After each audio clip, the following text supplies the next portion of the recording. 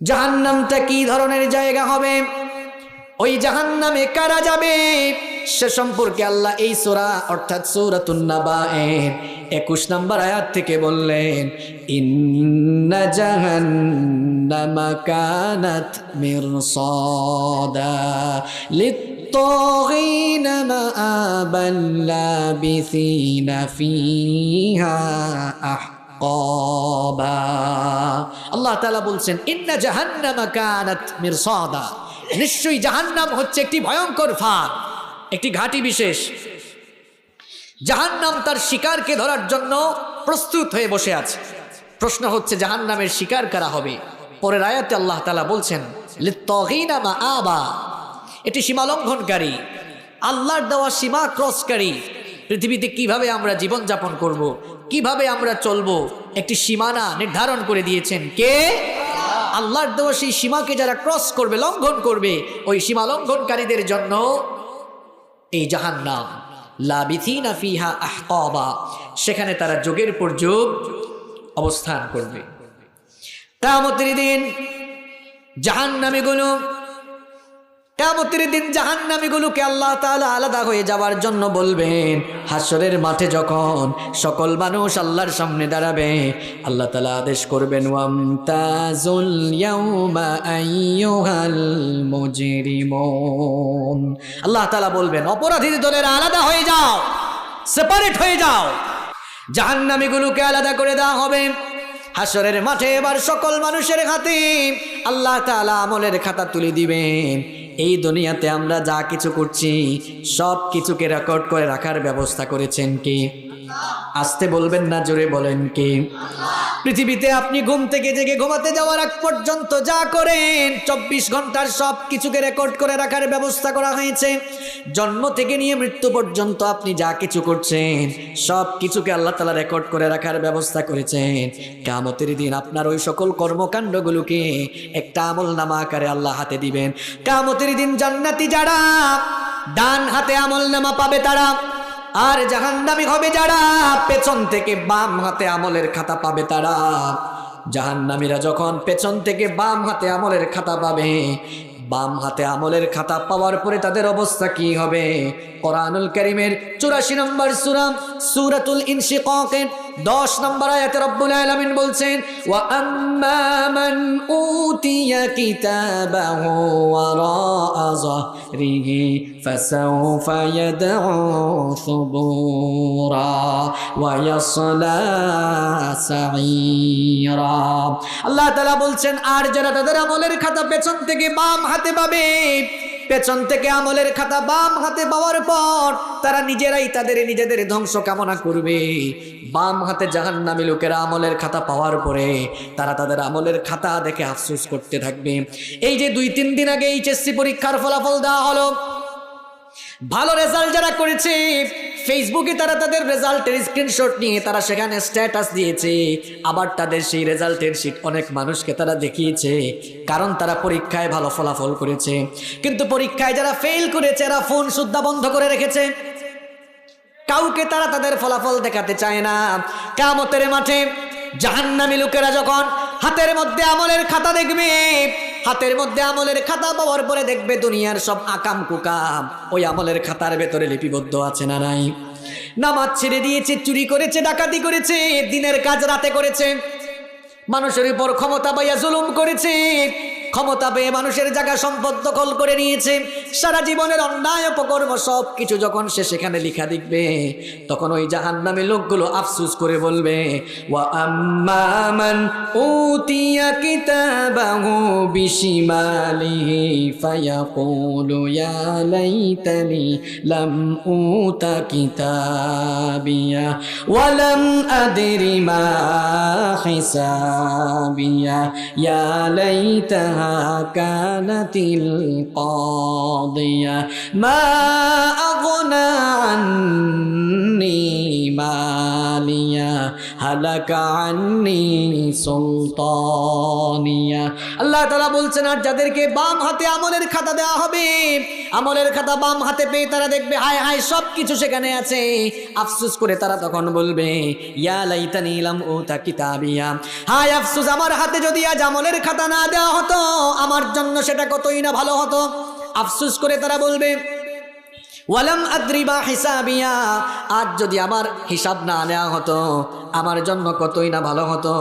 ইয়া লাইতাহা কানাতিল কাদিয়া, দুনিয়ায় যে আমার মৃত্যু হয়েছিল ওইটাই যদি আমার জন্য শেষ হতো, আর আজ হাসরের মাঠে যদি আমার না উঠা লাগতো সেটাই আমার জন্য মঙ্গলজনক হতো। আর সে বলবে, মা আগনা আন্নি মালিয়া, অনেক ধন সম্পদ আমার ছিল, অনেক জায়গা জমি ছিল, কিন্তু হায় আফসোস কোনো জায়গা জমি অর্থবিত্ত আমাকে আজ দেখা যাচ্ছে আমার কোনো কাজে লাগলো না। হালাকা আন্নি সুলতানিয়া, আমার অনেক পাওয়ার ছিল, ক্ষমতা ছিল, হায় আফসোস আমার কোনো ক্ষমতা আজ কাজে লাগলো না। কাজে লাগবে?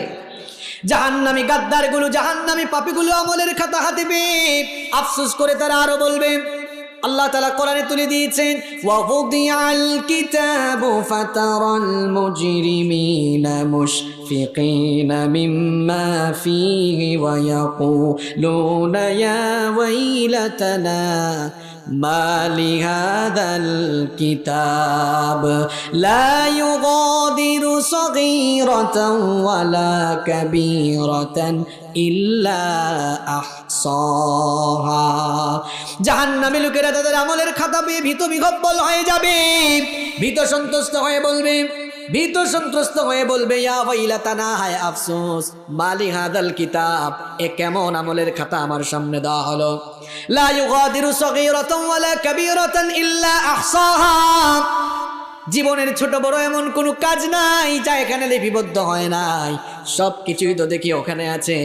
গোপনে গোপনে আমি অনেক ষড়যন্ত্র চক্রান্ত করেছিলাম, এলাকার কোনো মানুষ জানতো না, দরজা জানালা বন্ধ করে দিয়ে রাতের বেলা এমন এমন কিছু গুনাহ করেছিলে। যুবকরা শোনো, রাতের বেলা দরজা বন্ধ করে হাতের মধ্যে স্মার্টফোন আছে, আবার ফোনের মধ্যে ইন্টারনেট ওয়াইফাই কানেকশন আছে, আব্বু আম্মু দেখে নাই, ভাই বোন বন্ধু বান্ধবী কেউ দেখে নাই, কেউ না দেখলেও একজন তো ঠিকই দেখেছেন, তিনি কে? দুই কাঁধে তো দুই ফেরেশতা আছে, তারা লিখে রেখেছে, দেখা যাবে ওইটাও আছে। গোপন গোপন সব কাজ, গোপন গোপন সকল কর্মকাণ্ড আমলের খাতায় আছে না নাই? এই জন্য জাহান্নামীগুলো আমলের খাতা পেয়ে আফসোস করে বলবে, এ কেমন আমলের খাতা আমাকে দেয়া হলো, কিছুই তো দেখি সেখানে বাদ নাই। আমলের খাতা হাতে পাওয়ার পর আল্লাহ তাআলা বলবেন, ইকরা কিতাবাকা কাফা বিনাফসিকাল ইয়াউমা আলাইকা হাসিবা। আল্লাহ তাআলা বলবেন, তোর আমলের খাতা তুই নিজেই পড়, তোর হিসাব নেওয়ার জন্য তুই নিজেই যথেষ্ট, তুই তোর আমলের খাতা পড়। জাহান্নামী গাদ্দারগুলো পড়তে চাইবে না, কারণ এই পাপীগুলো, এই তাপীগুলো দেখবে গোটা আমলের খাতায় গুনাহ আর গুনাহ দিয়ে ভরপুর। জাহান্নামীগুলো সারা জীবন আল্লাহর সঙ্গে বেঈমানি করেছে, নবীজির সঙ্গে বেঈমানি করেছে, সারা জীবন গুনাহ করেছে, আল্লাহর সঙ্গে গাদ্দারি করেছে, কিয়ামতের মাঠেও গাদ্দারি করা শুরু করবে।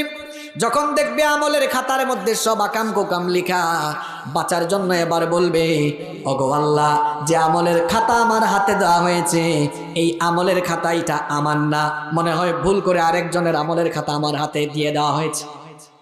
কি শুনতেছেন আপনারা? ভুল করে মনে হয় আরেকজনের আমলের খাতা আমার হাতে দেওয়া হয়েছে। আল্লাহ তাআলা বুঝে এবার প্রমাণ করে দেখাইতে পারবেন না। কি পারবেন? আমার কথা বুঝেন আপনারা? মাহফিল চলে গুরুস্থানে না জিন্দাস্থানে? জিন্দাস্থানে বুঝবো কেমনে এটা? ওয়াজ তো শুরু হইলো 15 মিনিট হয় নাই, আয়াত তো হয়ে গেছে 20টার উপরে। কোরআন হাদিসের বাইরে আলোচনা চলে, শুনতে মজা লাগে না? সব কোরআন থেকে আলোচনা। দেখো এই গাদ্দারগুলো হাতের মধ্যে আমলের খাতা পেয়ে বলবে, ওগো আল্লাহ, এটা আমার আমলের খাতা না, মনে হয় ভুল করে আরেকজনেরটা আমার হাতে দিয়ে দেওয়া হয়েছে। আল্লাহ তাআলা এবার বলবেন, এই গোলাম, বেঈমানি করে আজ তুই রেহাই পাবি না। আল্লাহ তাআলা তখন ওই দারোয়ান ফেরেশতাদেরকে ডাকবেন, যেই দারোয়ান ফেরেশতারা প্রত্যেক মানুষের সঙ্গে নিয়োজিত। আমাদের প্রত্যেকের সঙ্গে 2 জন দারোয়ান ফেরেশতা নিয়োগ করে দিয়েছেন কি? পুরুষ মানুষের মতো জবাব দিয়ে বলেন, আমাদের প্রত্যেকের সঙ্গে 2 জন ফেরেশতা নিয়োগ করে দিয়েছেন কি? আল্লাহ তাআলা কোরআনে কারীমে বলেছেন ওয়া ইন্না আলাইকুম লাহাফিযিনা কিরামান কাতিবিনা ইয়ালামুনা মা তাফআলুন। তোমাদের প্রত্যেকের সঙ্গেই দুইজন সংরক্ষণকারী ফেরেশতা আমি নিয়োগ করে দিয়েছি। কিরামান কাতিবিন, তারা হচ্ছেন সম্মানিত লেখক। ইয়ালামুনা মা তাফআলুন, তোমরা যা করো তারা তা জানে, যা কিছু তোমরা করো সব তারা লিখে লিখে রাখতেছে। এবার ফেরেশতারা যে আমলের খাতা লিখেছিল আল্লাহ বলবেন ওইটার হার্ড কপি দাও, ওইটার হার্ড কপি। আর দেখা যাবে বান্দার হাতে থাকা আমলের খাতা, বান্দার হাতে থাকা আমল নামার কপি, দুইটার মধ্যে মিল আছে না নাই? আল্লাহ বলবেন কিরে গাদ্দার, দুইটার মধ্যেই তো মিল দেখা যায়, একটু আগেই তো তুই দাবি করেছিলে এটা তোর নয়, এখন তো প্রমাণ হয়ে গিয়েছে এটা যে আসলেই তোর। তখন এই গাদ্দার বলবে আল্লাহ বুঝছি এটা আমার, কিন্তু এই কামগুলো আমি করি নাই, তোমার ফেরেশতারা সব বানিয়ে বানিয়ে আমার বিরুদ্ধে লিখেছে। এই কাজগুলো আমি করি নাই, ফেরেশতারা বানিয়ে বানিয়ে লিখেছে। এবার বুঝি আল্লাহ এটা প্রমাণ করতে পারবেন না?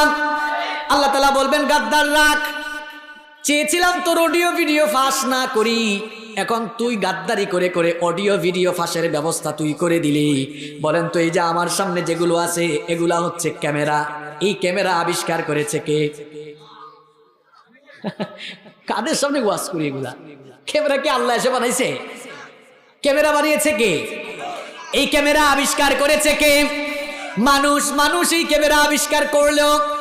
মানুষের মাথার মধ্যে ক্যামেরা আবিষ্কারের জ্ঞান দিয়েছেন কে?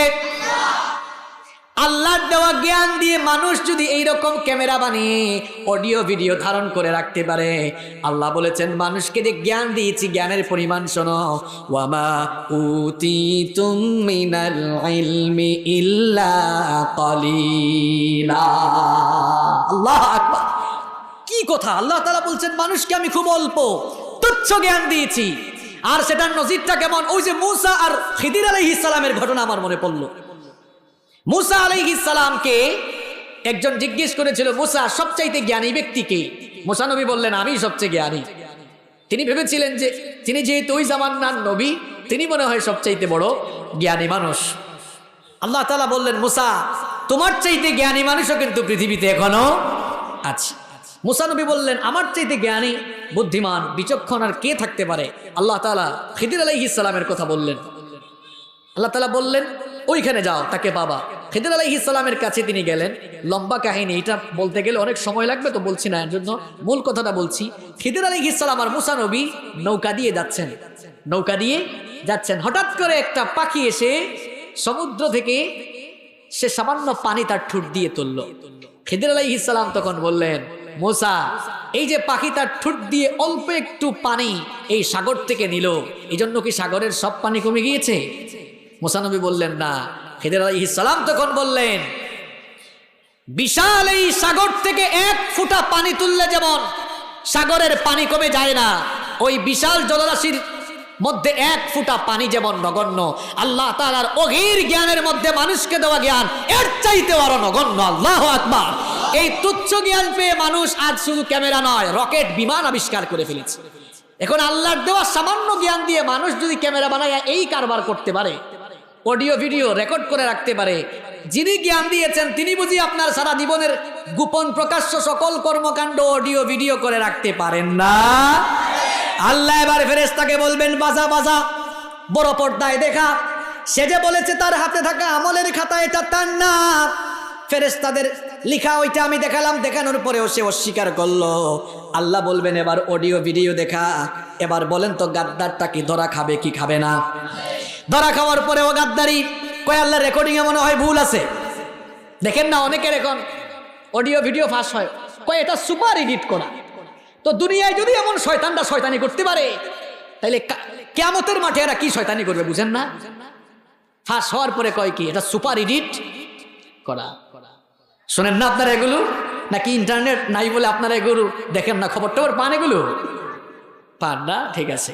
ওরা বলবে আল্লাহ রেকর্ডিং এ মনে হয় ভুল আছে। এবার আল্লাহ প্রমাণ করতে পারবেন না। আল্লাহ তাআলা বলবেন এই গাদ্দার বহুক্ষণ এত কথা বলেছিস, আর কথা বলারও সুযোগ দিব না। জবান শক্তির মধ্যে এবার তালা লাগিয়ে দিবেন কে? আল ইয়াউমা নাখতিমু আলা আফওয়াহিহিম ওয়া তুকাল্লিমুনা আইদিহিম ওয়া তাশহাদু আরজুলুহুম বিমা কানু ইয়াকসিবুন। আল্লাহ তাআলা বলবেন, আজ জবান শক্তির মধ্যে তোর তালা লাগিয়ে দিলাম, আজ আর কোনো কথা বলতে পারবি না। এবার হাত পা কথা বলা শুরু করবে। এই হাত দিয়া, কলমের খোঁচা দিয়া কোন কোন জায়গায় দুর্নীতি করেছেন, আর কলম পাইলেই যে ইসলামের বিরুদ্ধে লেখালেখি করেন, এই হাত পা দিয়ে মানুষের উপরে যত জুলুম করেছেন সব সেদিন কথা বলা শুরু করবে। এগুলোকে কথা বলার শক্তি দিবেন কে?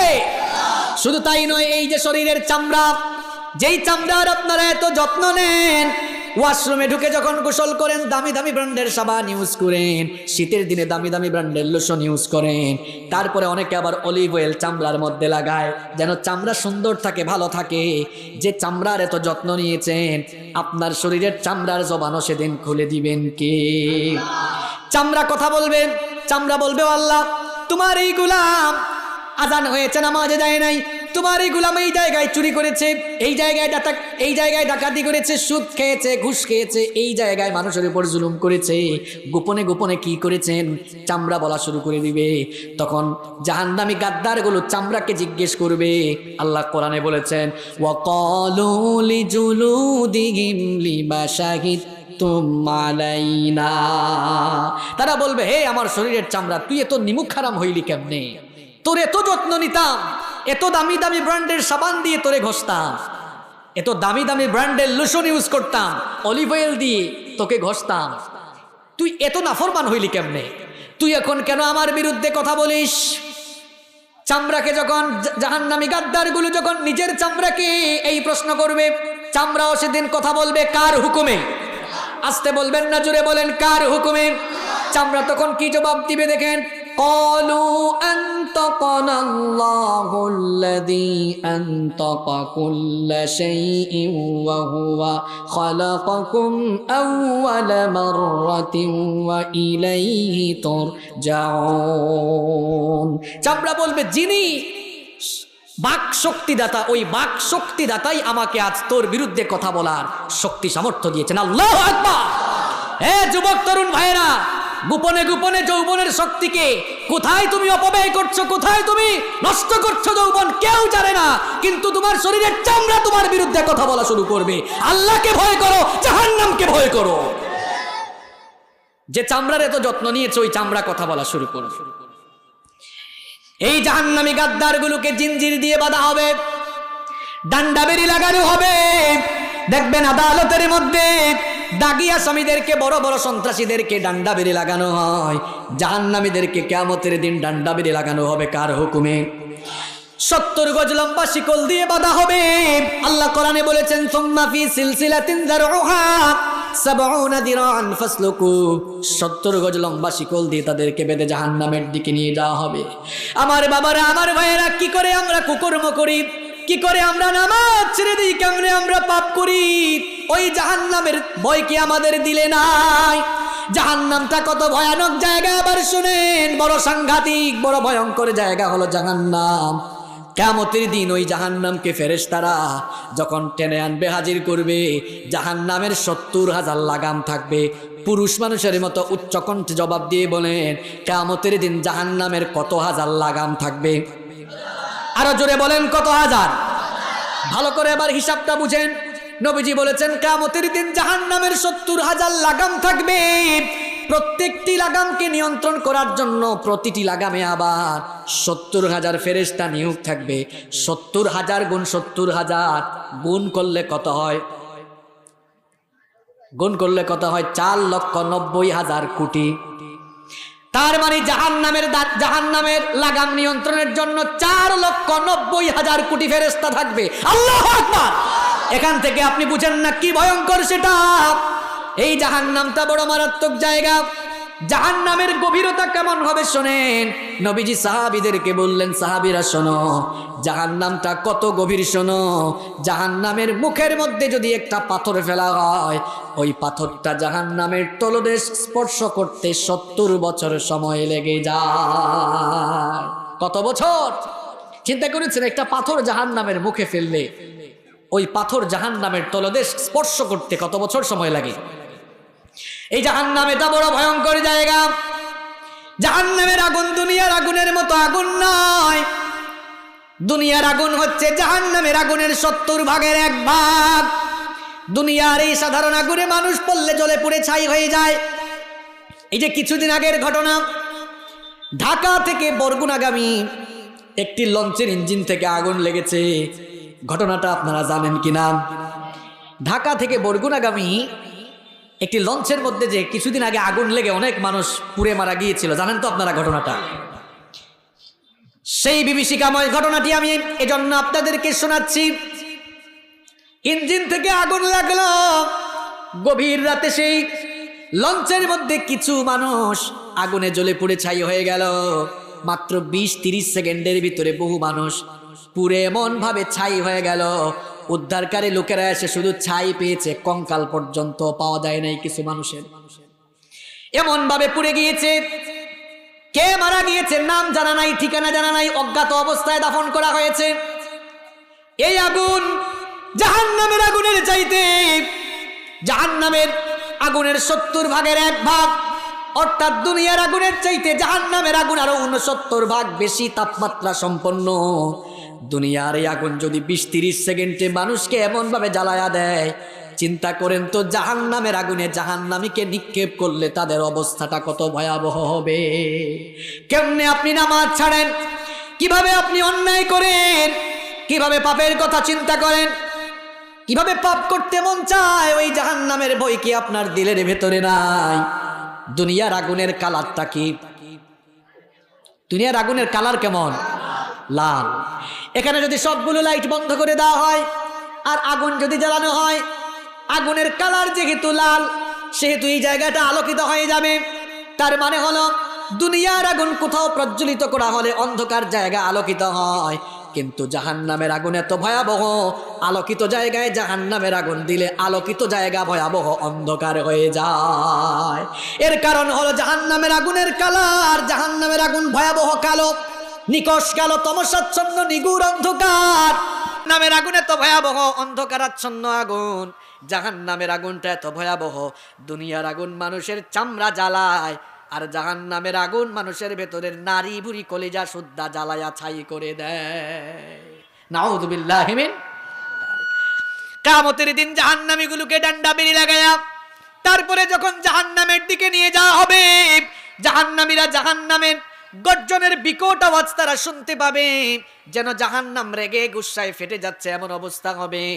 এই লোকগুলোকে যখন ডান্ডা বেরি লাগিয়ে শিকল পরিয়ে ফেরেশতারা যখন টেনে হিচড়ে জাহান্নামের দিকে নিয়ে যাবে, জাহান্নামের দারোয়ান ফেরেশতারা তাদেরকে জিজ্ঞেস করবে, আলাম ইয়াতিকুম নাযীর, এ কপাল পোড়া লোকেরা, তোমাদের কাছে কি দুনিয়ায় কোনো সতর্ককারী যায় নাই? কোন নবী রাসূল কি তোমাদের কাছে প্রেরিত হয় নাই? নবী রাসূলরা কি তোমাদেরকে জাহান্নামের ব্যাপারে সতর্ক করে নাই? কিংবা নবী রাসূলদের উত্তরসূরি উলামায়ে কিরাম তারা কি তোমাদেরকে জাহান্নামের ব্যাপারে সতর্ক করে নাই, সাবধান করে নাই? তখন জাহান্নামী লোকেরা বলবে, ক্বালু বালা ক্বাদ জাআনা নাযীর, সতর্ককারী আমাদের কাছে এসেছিল, আমাদের এলাকায় মাহফিল হয়েছিল, হুজুর মাগরিবের নামাজের পরে জাহান্নামের কঠিন বয়ান শুনিয়েছে, এরপরেও আমাদের দিল গলে না, এরপরেও আমরা পাপ করে গিয়েছি, হুজুরদের কথাগুলোকে আমরা মিথ্যা মনে করতাম। তারা বলবে, ওয়াকুল ফাকাযযাবনা ওয়া কুলনা মা নাযালাল্লাহু মিন শাই। তারা বলবে আমরা ওই কথাগুলোকে মিথ্যা বলে প্রতিপন্ন করেছিলাম, আমরা মনে করেছিলাম আল্লাহ এসব কিছু নাজিল করেন নাই, আমরা এদের কথাকে মিথ্যা মনে করতাম। জাহান্নামী গাদ্দারগুলোকে যখন ফেরেশতারা জাহান্নামের আগুনের মধ্যে ফেলে দিবে, তখন তারা আফসোস করে বলবে, ওয়াকালু লাউ কুন্না নাসমাউ আও নাকিলু মা কুন্না ফি আসহাবিস সাঈর। তারা বলবে, হায় আফসোস, যদি আমরা সেই সতর্কবাণীগুলো মানতাম, অনুধাবন করে সেভাবেই যদি আল্লাহকে ভয় করে জীবন পরিচালনা করতাম, তাহলে আজ জাহান্নামে নিক্ষিপ্ত হওয়া লাগতো না। তখন আর আফসোস করে কোনো লাভ হবে? কষ্ট হচ্ছে না তো আপনাদের? মাত্র লাইনে তুলছি আপনাদের, মনে আছে তো? জাহান্নামীরা আফসোস করে বলবে, হায় রে, ওই যে ওয়াজ শুনছিলাম, যদি একটু ভয় করতাম আর যদি সংশোধন হয়ে যেতাম, আজকে জাহান্নামে আর যাওয়া লাগতো। তখন আফসোস করে কি লাভ হবে?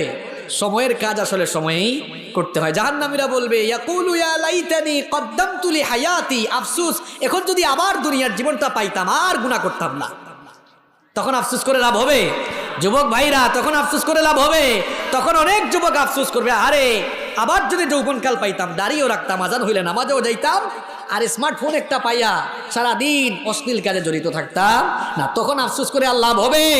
এই যে এইচএসসি পরীক্ষা চলে গিয়েছে, যারা ফেল করেছে কেউ কেউ আফসোস করে, আরে যদি ওই 2টা মাস ভালো করে পড়তাম, ওই সময়টা আর পাবে? কথা বলেন, পাবে? এইভাবেই আফসোস করে তারা বলবে, কিন্তু ওই আফসোস তখন আর কাজে লাগবে? জাহান্নামী গাদ্দারগুলোকে জাহান্নামের কাপড় পরিধান করানোর জন্য আল্লাহ আদেশ দিবেন। কোরআনে কারীমে আল্লাহ তাআলা বললেন, ফাল্লাযীনা কাফারু কুত্তিআত লাহুম সিয়াবুম মিন নার ইউসাব্বু মিন ফাওqi রুউসিহিমুল হামীম ইউসহারু বিহি মা ফি বুতুনিহিম ওয়াল জুলুদ ওয়া লাহুম মাকামিউ মিন হাদীদ। আল্লাহ তাআলা বলছেন, আর যারা আল্লাহর সঙ্গে কুফরি করেছে, দুনিয়ায় যারা আল্লাহর বিধান লঙ্ঘন করেছে, সেই সকল জাহান্নামী গাদ্দারগুলোকে আগুনের তৈরি পোশাক পরিধান করানো হবে। এই যে আমরা যারা এখানে আছি, প্রত্যেকের গায়ে কাপড় চোপড় আছে না নাই? প্রত্যেকের কাপড়টা সুতার তৈরি না আগুনের তৈরি? আরেকটু জোরে বলেন, কিসের তৈরি? দুনিয়ায় আমরা সুতার তৈরি কাপড় পরিধান করছি, আর জাহান্নামীদেরকে আগুনের তৈরি পোশাক পরিধান করানো হবে। আগুনের তৈরি পোশাক পরিধান করার কারণে পা থেকে মাথা পর্যন্ত সব কিছু জ্বলে পুড়ে ছাই হয়ে যাবে। শুধু তাই নয়, মাথার উপরে ফুটন্ত গরম পানি ঢালা হবে, যার কারণে পেটের ভেতরে নারী বুড়ি শুদ্ধা জ্বলে পুড়ে ছাই হয়ে যাবে। তাদের জন্য লোহার মুগুর থাকবে, সেই মুকুট দিয়া ফেরেশতারা পিটাবে, শায়েস্তা করবে। জাহান্নামীগুলোকে যখন এভাবে আযাবের উপর আযাব দেওয়া হবে, শাস্তির পর শাস্তি দেওয়া হবে, জাহান্নামী পাপীগুলো আযাব পেতে পেতে, শাস্তি পেতে পেতে দিশেহারা হয়ে যাবে, হয়রান হয়ে যাবে, ক্ষুধার্ত পিপাসার্ত হয়ে যাবে। এবার এই গাদ্দার পাপীগুলো আল্লাহর কাছে পানি আর খাবার ভিক্ষা চাইবে। আল্লাহ তাআলাকে বলবে, ওগো আল্লাহ, জাহান্নামে আযাব পেতে পেতে আমাদের আর সহ্য হয় না, একটু পানি ভিক্ষা দাও, পিপাসার যন্ত্রণায় আমরা শেষ হয়ে যাচ্ছি, ওগো রব আমাদেরকে কিছুটা পানি দাও। জাহান্নামীরা যখন পানি চাইবে, কেমন পানিও তাদেরকে দেওয়া হবে এবার শোনেন, লা ইয়াযুকুনা ফিহা বারদান ওয়ালা শারাবা ইল্লা হামিমান ওয়া গাসসাকা। আল্লাহ তাআলা বলছেন, তাদের জন্য তৃপ্তিদায়ক কোনো পানি থাকবে না, ঠান্ডা শীতল সুপীয় কোনো পানি থাকবে না। যখন তারা পানি চাইবে, গরম পানি দেওয়া হবে, কিংবা শরীরে যে ঘা হলে পুজ বের হয়, এই সকল পুজ তাদের জন্য খেতে দেওয়া হবে। জাহান্নামীগুলো এমন পিপাসার্ত থাকবে, পুজ খাওয়া শুরু করে দিবে, কিন্তু গিলতে পারবে, কারণ পুজ তো পান করার জিনিস না। আবার যখন গরম পানি দেওয়া হবে, গরম পানি যখন ঢালবে, পেটের ভেতরে নারী ভুঁড়ি কলিজা পর্যন্ত একেবারে চলে যাবে। জাহান্নামীগুলো পানিও চাইবে, আল্লাহ পানি দিবেন না, তৃপ্তিদায়ক কোনো পানি তাদেরকে দেওয়া হবে না।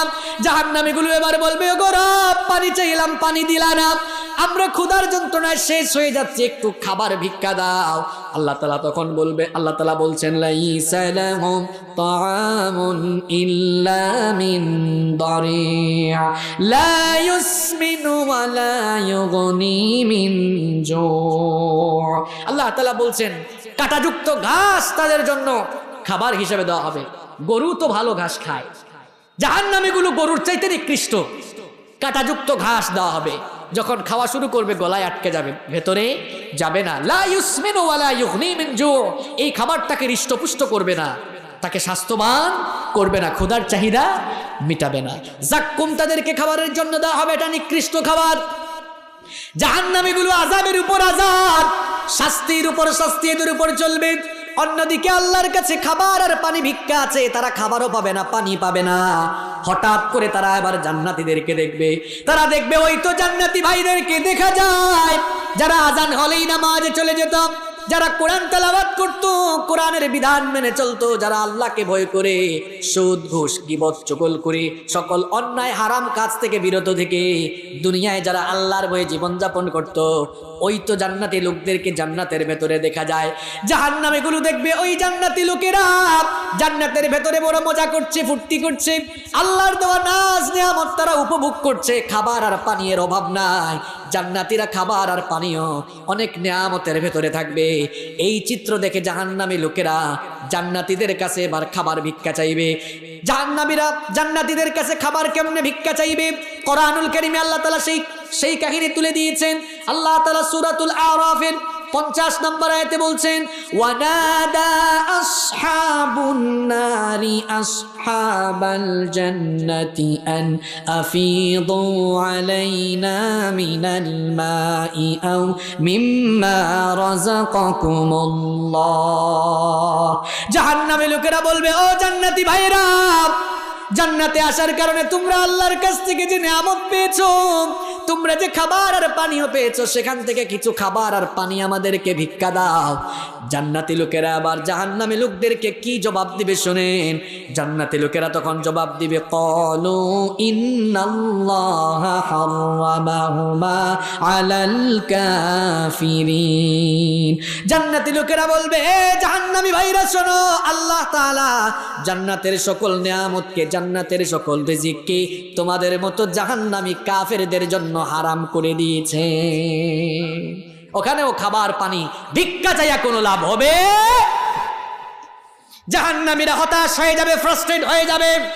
যুবক ভাইরা, এবার কথাগুলো শোনো জায়গা মতো, তোমরা এসেছো একেবারে। এবার জান্নাতি লোকেরা হঠাৎ করে জাহান্নামের ভেতরে তাদের নেতাদেরকে দেখবে।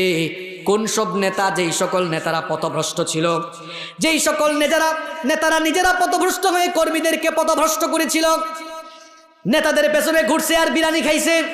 জাহান্নামে আযাব পাইতে পাইতে যখন দিশেহারা হবে, খাবার পাবে না, পানি পাবে না, জান্নাতীদের কাছে খাবার ভিক্ষা চাইয়াও কোনো খাবার পাবে না। হঠাৎ যখন নেতাদেরকে জাহান্নামীরা সামনে দেখবে, এবার অনেকে মনে মনে ভাববে, ওই নেতাগুলোই তো দুনিয়াতে আমাদেরকে অনেক কিছু খাওয়াইছিল, এবার দেখি আমাদেরকে কিছু খাওয়াই কিনা। এবার শোনেন, সরাসরি আল্লাহর কোরআন থেকে আপনাদেরকে শোনাই। কোরআনুল কারীমের 14 নম্বর সূরা ইব্রাহিমের 21 নম্বর আয়াত। যুবক তরুণ ভাইরা, বাড়িতে গিয়া এই আয়াতটা সুন্দর করে অনুবাদ সহ মিলায় পড়বা। ফাকালাদ দুআফাউ লিল্লাযীনা ইসতাকবারু ইন্না কুন্না লাকুম তাবআন ফাহাল আনতুম মুগনুনা আন্না মিন আযাবিল্লাহি মিন শাই। যুবক ভাইরা, এদিকে তাকাও। তোমাদের যৌবনের শক্তি কোথায় অপচয় করছো? তোমার ভেতরে যদি বিবেক থাকে, আমার মনে হয় এই আয়াত বুঝার পরে আর তুমি পথভ্রষ্ট হবা না, এটা আমার বিশ্বাস। কোথায় দৌড়াও তুমি? শোনো, এবার জাহান্নামী এই লোকগুলো এবার তাদের নেতাদেরকে বলবে, শাব্দিক অনুবাদ করে শুনেন, ইন্না কুন্না, নিশ্চয়ই আমরা, লাকুম, তোমাদের, তাবান, তোমাদের অনুসারী ছিলাম, অনুগত ছিলাম। তার মানে হলো ইন্না কুন্না লাকুম তাবান, নিশ্চয়ই আমরা তোমাদের অনুগত ছিলাম, আমরা তোমাদের অনুসারী ছিলাম। তোমরা যা বলেছো তাই করেছি। যেখানে আদেশ দিয়েছো দিনের কাজ রাতে করার জন্য, ওই জায়গাতেই রাতের কাজ তাহাজ্জুদের আগে শেষ করে ফেলছি। যেখানেই বলেছো যার ঘর বাড়ি ভাঙতে, যাকে মারতে বলেছো, পিটাইতে বলেছো, তাকেই মেরেছি, তাকে পিটিয়েছি। যেখানেই যার উপরে হামলা করতে বলেছো, সেখানেই হামলা চালিয়েছি। যা করতে বলেছো তাই করেছি। ফাহাল আনতুম মুগনুনা আন্না মিন আযাবিল্লাহি মিন শাই। আজ কি আল্লাহর আযাব থেকে আমাদেরকে বাঁচাতে পারবে নাকি? দুনিয়ায় আকাম কুকাম করে ধরা খাইলে তোমাদেরকে তখন সাহায্যের জন্য পেয়েছি। নেতাদের কথায় মাঝে মাঝে কর্মীরা আকাম কুকাম করে জেলখানায় গেলে নেতারা একটু সেই জায়গার মধ্যে হেডাম দেখায়, এই ওসি কারে ধরছো, এটা আমার লোক, তাড়াতাড়ি ছাড়ো। আছে না নাই? ওসি না ছাড়লে যদি আদালতে চলে যায়, ওইখান থেকেও জামিনের ব্যবস্থা কোনো কায়দায় করে ফেলে। এবার এই পথভ্রষ্ট কর্মীরা তাদের পথভ্রষ্ট নেতাদেরকে বলবে, দুনিয়ায় তো অনেক সাহায্য করেছো, ফাহাল আনতুম মুগনুনা আন্না মিন আযাবিল্লাহি মিন শাই। আজকে আল্লাহর জাহান্নাম থেকে বাঁচানোর জন্য কিছু করতে পারবা নাকি? এবার শুনেন, পথভ্রষ্ট ওই নেতারা তাদের কর্মীদেরকে কি জবাব দিবে। নেতাদের কারবার হইল, যদি একটু বক্তব্যের সুযোগ পায় বক্তব্য দিতে কিন্তু আর মিস করে তারা তখন বলবে কর্মীরা শোনো, এত লাফালাফি কইরো না, বক্তব্য শুরু করবে। আর কি বক্তব্য দিবে সেটা আল্লাহ আয়াতে বলেছেন।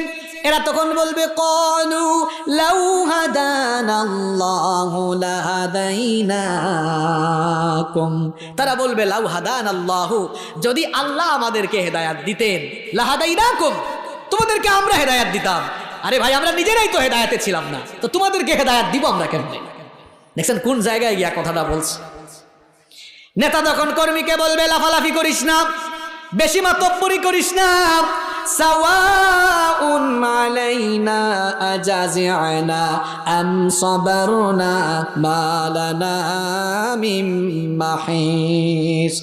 নেতারা তখন পথভ্রষ্ট কর্মীদেরকে বলবে চিৎকার চেঁচামেচি করো না, লাফালাফি করো না, আজকে জাহান্নামে তোমাদের অবস্থা আর আমাদের অবস্থা সমান সমান।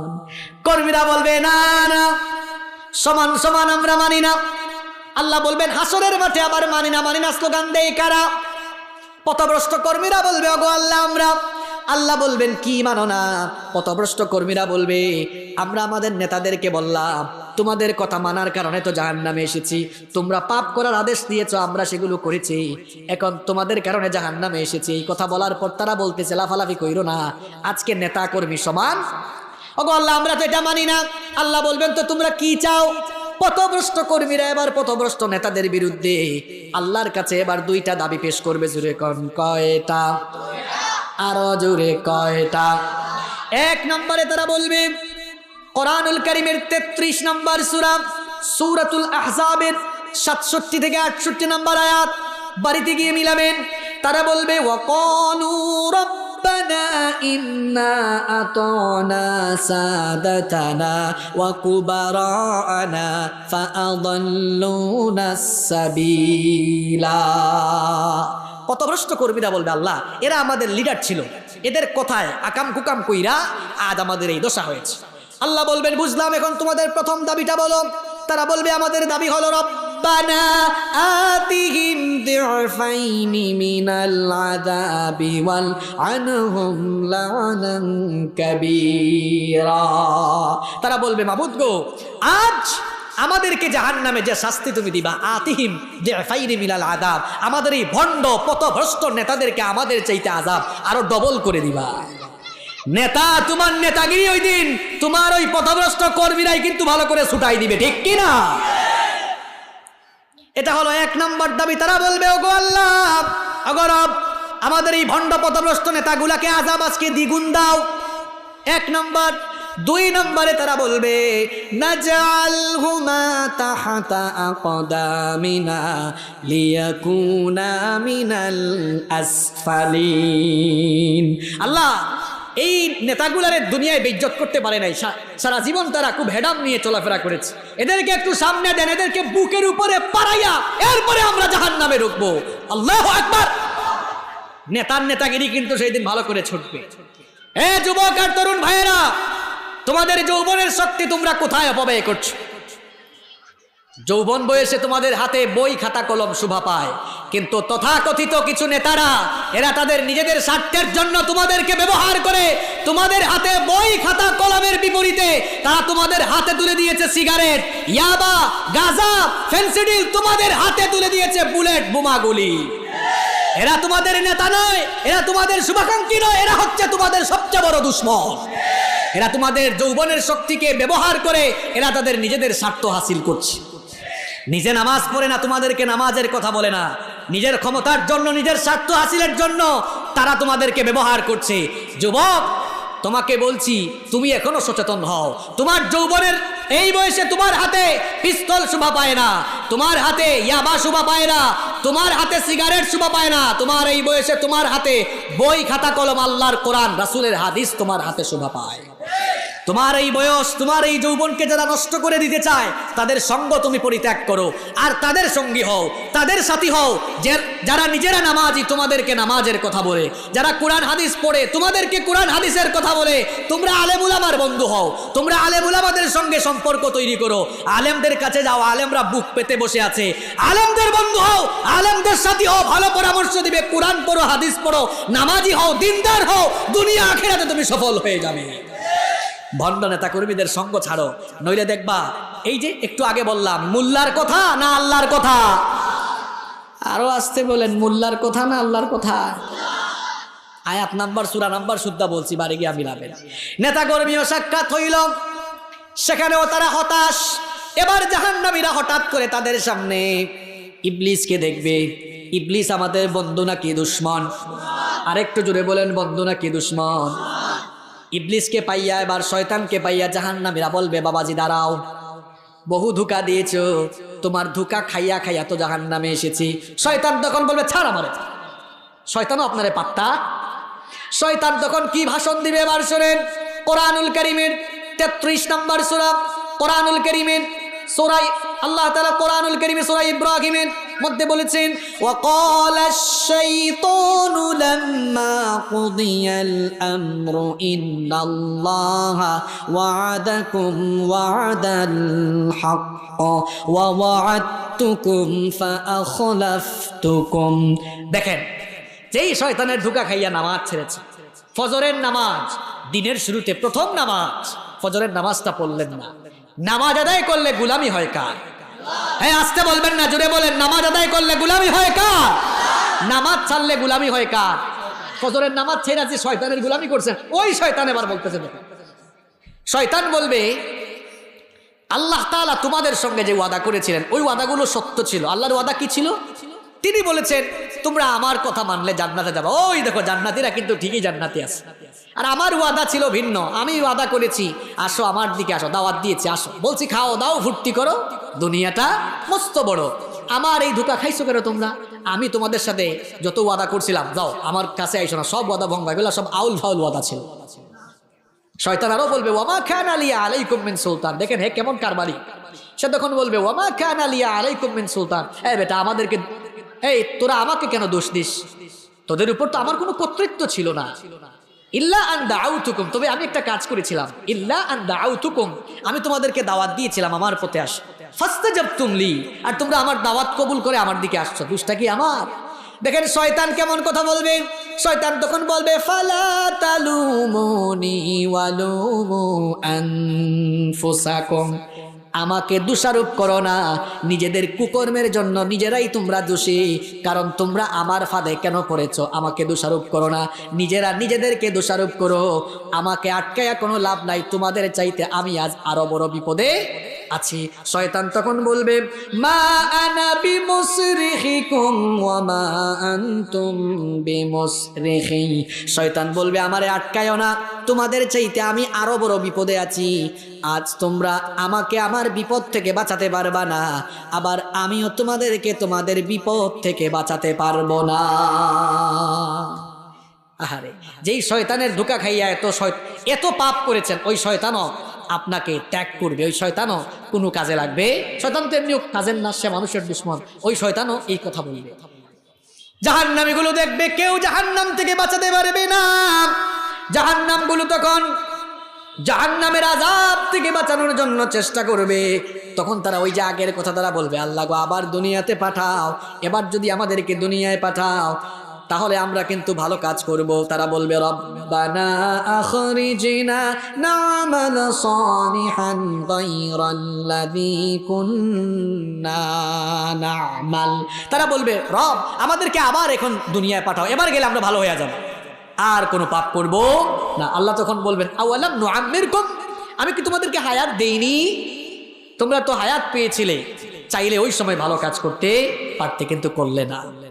আমার বাবারা, আমার ভাইরা, যেন দুনিয়ার জীবনটাকে কাজে লাগাইতে হবে, সেদিন আফসোস করে কোনো লাভ হবে? জাহান্নামে সবচাইতে আযাব কম যিনি পাবেন তিনি হচ্ছেন নবীজির চাচা আবু তালিব। নবীজির চাচা আবু তালিব, তিনি নবীজিকে আদর স্নেহ মমতা ভালোবাসার শেল্টার দিয়েছেন বলে জাহান্নামে তিনি আযাব কম পাবেন। আর কম আযাবটা কেমন হবে? আগুনের তৈরি এক জোড়া জুতা পরিধান করানো হবে। এটা পরিধান করার কারণে মাথার মগজগুলো গলে গলে পড়তে থাকবে। এটা যদি কম হয় তাহলে হাই লেভেলের শাস্তি কেমন চিন্তা করা যায়?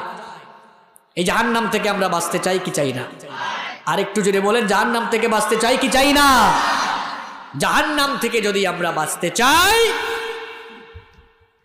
তাহলে উপায় একটাই, একটা উপায়, জীবন পরিচালনার একটি সংবিধান আল্লাহ দিয়েছেন। সংবিধানের নাম কি?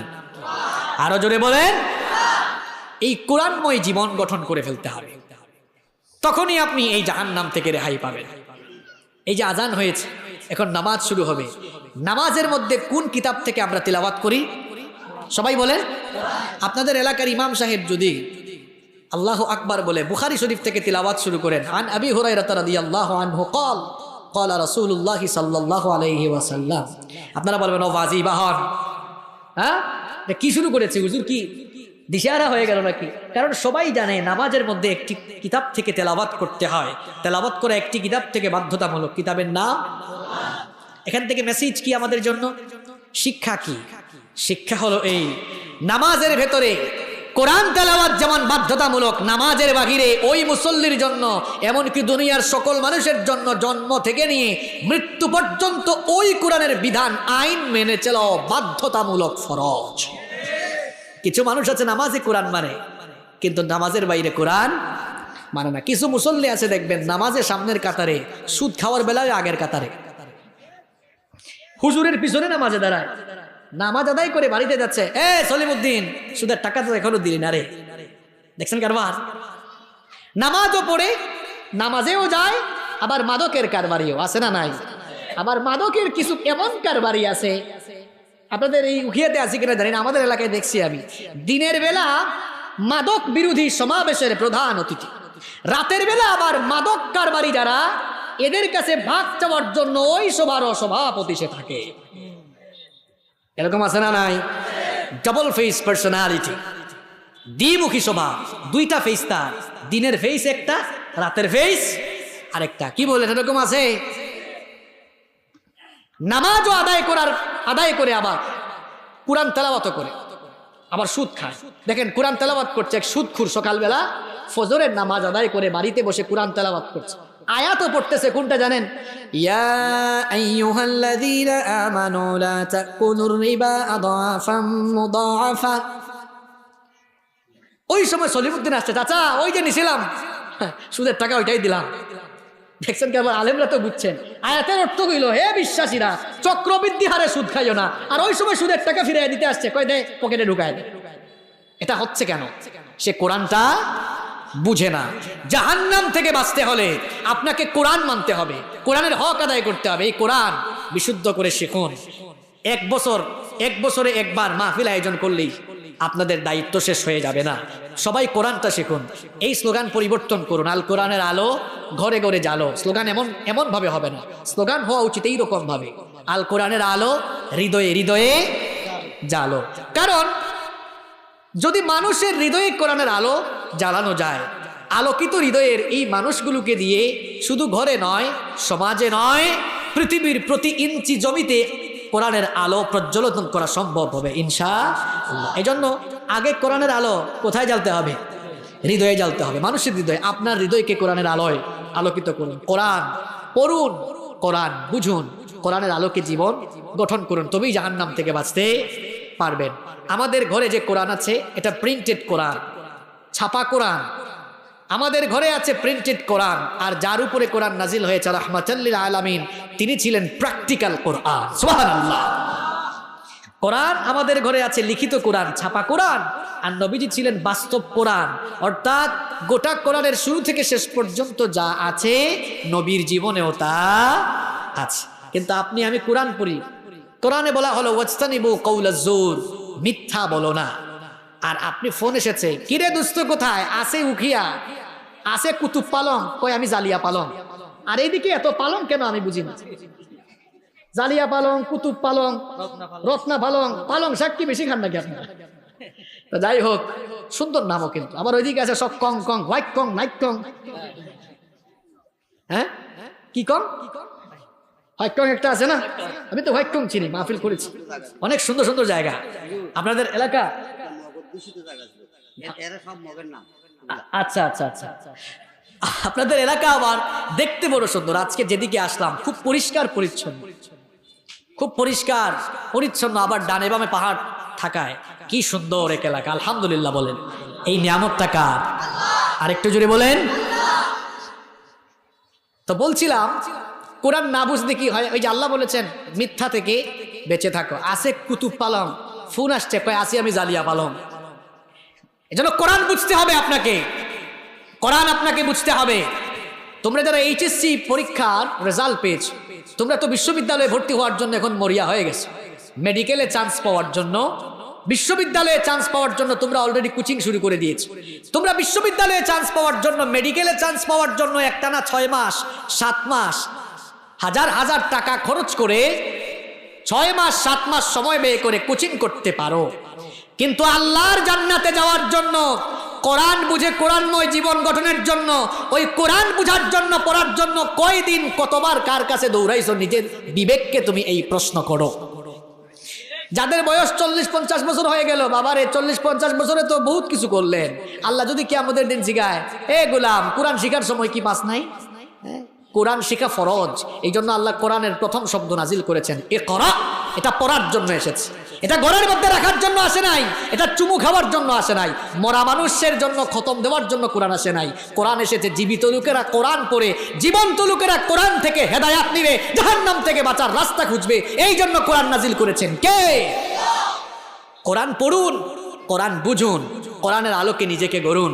এই উদাত্ত আহ্বান রেখে আমি শেষ করব। তবে শেষ করার আগে আবারও বলছি, জাহান্নাম থেকে বাঁচতে হলে যেটাকে গ্রহণ করে জীবন পরিচালনা করতে হবে সেটার নাম, আরো জোরে বলেন, সেটার নাম আল কোরআন। ওই কোরআন পড়ুন, শিখুন, বুঝুন, তার আলোকে নিজেকে গড়ে তুলুন। জাহান্নাম থেকে বাঁচিয়ে দিবেন কে?